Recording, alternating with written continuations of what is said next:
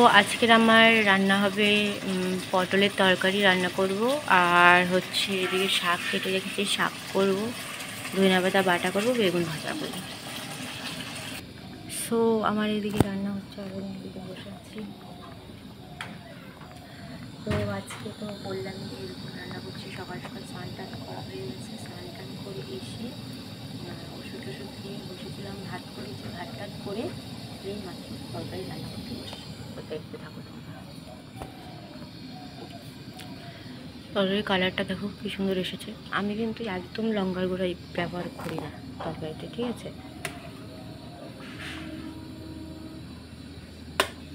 আর ওটা সেদ্ধ হয়নি এখনো।